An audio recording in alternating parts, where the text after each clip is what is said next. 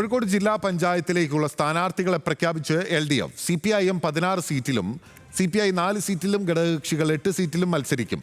SFI നേതാക്കളായ P. താജുദ്ദീനും Sayyid Muhammad സാദിഖും മത്സരിക്കും. വിവരങ്ങളുമായി ബെൻസൻ ബാബു നമുക്കൊപ്പം ചേരുകയാണ്. ബെൻസൻ, എങ്ങനെയാണ് സ്ഥാനാർത്ഥി പട്ടിക?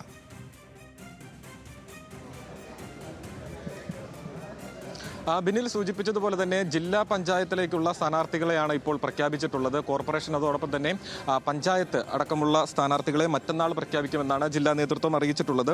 നിലവിൽ സൂചിപ്പിച്ചതുപോലെ തന്നെ CPIM 16 സീറ്റിലും CPI 4 സീറ്റിൽ RJD 4, NCP 1, JDS 1, INL 1, Kerala Congress 1 എന്നീ നിലയിലാണ് ഡിവിഷനുകൾ വേർതിരിച്ച് നൽകിയിട്ടുള്ളത്. അതിൽ സൂചിപ്പിച്ചതുപോലെ തന്നെ 2 SFI നേതാക്കൾ, SFI സംസ്ഥാന ജോയിന്റ് സെക്രട്ടറി ആയിട്ടുള്ള സയ്യിദ് മുഹമ്മദ് സാദിഖ് താമരശ്ശേരി ഡിവിഷനിൽ നിന്നും മത്സരിക്കും. അതോടൊപ്പം തന്നെ SFI കേന്ദ്ര കമ്മിറ്റി അംഗമായിട്ടുള്ള P. താജുദ്ദീൻ നാദാപുരം ഡിവിഷനിൽ നിന്നുമാണ് മത്സരിക്കുന്നത്. അതോടൊപ്പം തന്നെ ഒളവണ്ണ ഗ്രാമപഞ്ചായത്ത് പ്രസിഡന്റായിട്ടുള്ള P. ഷാരുദി പന്തിരാങ്കാവിൽ നിന്നും മത്സരിക്കുന്നുണ്ട്. അങ്ങനെ 28 സ്ഥാനാർത്ഥികളെ പ്രഖ്യാപിച്ചു. പക്ഷേ RJDയുടെ 4 സ്ഥാനാർത്ഥികളെ പ്രഖ്യാപിച്ചിട്ടില്ല. അത് നാളെയോട് കൂടിയായിരിക്കും അവിടെ ഒരു ഫൈനലൈസ് ചെയ്യുക. അതോടുകൂടി തന്നെ ആ 4 സ്ഥാനാർത്ഥികളെ നാളെ പ്രഖ്യാപിക്കും. അപ്പോൾ നിലവിൽ ജില്ലാ പഞ്ചായത്തിലേക്കുള്ള 28 ഡിവിഷനുകളിലെ 24 സ്ഥാനാർത്ഥികളെയാണ് പ്രഖ്യാപിച്ചിട്ടുള്ളത്. RJDയുടെ 4 സ്ഥാനാർത്ഥികളെ നാളെ പ്രഖ്യാപിക്കുന്നതോടുകൂടി തന്നെ ജില്ലാ പഞ്ചായത്തിന്റെ പൂർണ്ണമായിട്ടുള്ള ചിത്രം, LDFന്റെ പൂർണ്ണമായിട്ടുള്ള ചിത്രം തെളിയും.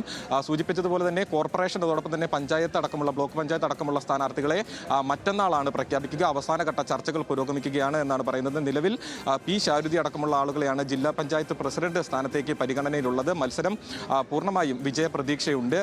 നമുക്കറിയാം, ജില്ലാ പഞ്ചായത്ത്, കോഴിക്കോട് ജില്ലാ പഞ്ചായത്ത് ഭൂരിഭാഗം സമയത്തും ഇത്തരത്തിൽ LDFന് സപ്പോർട്ടായിട്ട് അല്ലെങ്കിൽ LDFന് പിന്തുണ നൽകുന്ന സാഹചര്യമാണുള്ളത്. അപ്പോൾ ഇത്തവണയും അത് തുടരാൻ സാധിക്കുമെന്ന പ്രതീക്ഷയിലാണുള്ളത്. അതുകൊണ്ട് തന്നെ മത്സരം കൃത്യമായിട്ടുള്ള രീതിയിൽ ശക്തമാക്കാനുള്ള സാധ്യതയാണുള്ളത്. നിലവിൽ കഴിഞ്ഞ വർഷം 27 ഡിവിഷനുകൾ, കഴിഞ്ഞ തിരഞ്ഞെടുപ്പിൽ 27 ഡിവിഷനുകളായിരുന്നു ഉണ്ടായിരുന്നത്. ഇത്തവണ ഒരു ഡിവിഷൻ കൂടി വർദ്ധിച്ച് 28 ഡിവിഷനിലേക്കാണ് മത്സരം നടക്കുന്നത്.